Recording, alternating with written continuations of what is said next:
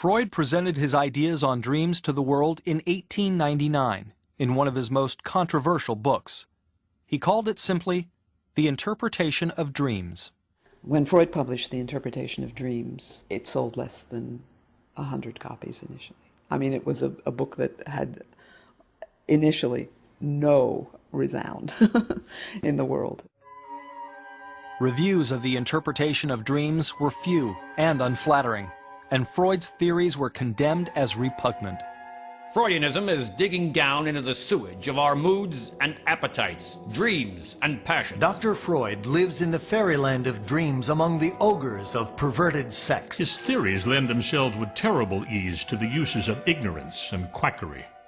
These theories were frightening to a great many people. They certainly challenged the establishment. I think it would be an exaggeration to say that people thought he was insane, although I'm sure there were some who did.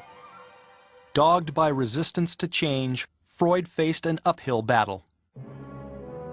There followed a period of absolute helplessness. At that time, I would gladly have dropped the whole thing. Perhaps I persevered only because I had no longer any choice of beginning something else. But Freud had confidence in his work, and he remained committed to his theories. In the early 1900s, a small number of like-minded men became interested in Freud's new science, psychoanalysis. At first, the group met in Freud's apartment to hear him lecture and discuss his theories. As Freud's reputation grew, so did his circle of supporters. And in time, psychoanalytic societies sprang up in Vienna, Zurich, and New York. Over the next 20 years, Freud published more than a dozen books and wrote volumes of letters, papers, and articles. Though he did revise his theory that all hysteria was caused by sexual abuse, Freud continued to provoke the mainstream. He developed new theories on everything from the components of the mind to childhood sexuality. Soon, terms like ego, superego, the id, and the Freudian slip all became household words.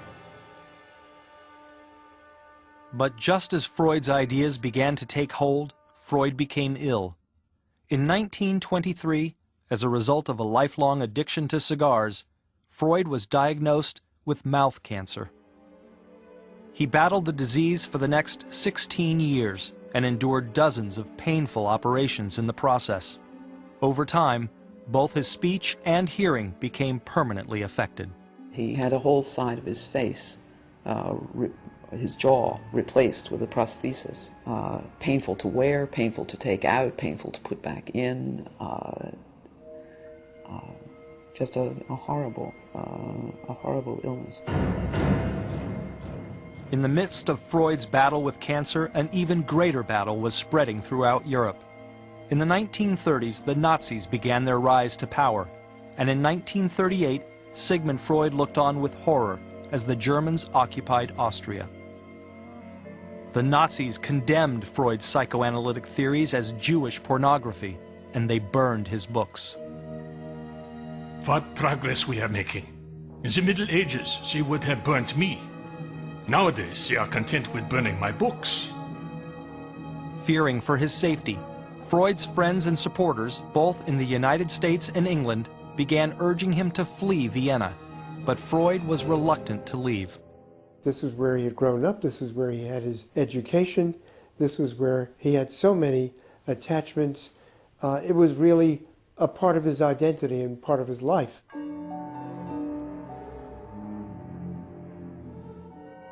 It wasn't until the Gestapo arrested his daughter Anna for questioning that Freud realized that he and his family could no longer safely remain in Austria. And in June of 1938, Freud left Vienna for London. Freud spent the last year of his life very ill, but surrounded by friends, family, and supporters. He died in exile in 1939.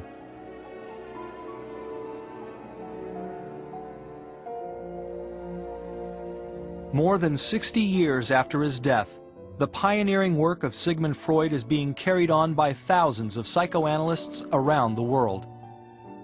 And what began as an effort to treat the mentally ill is today helping people from all walks of life. There's an openness in society today that can be traced directly back to some of the Freudian thought and theory and how things have shifted.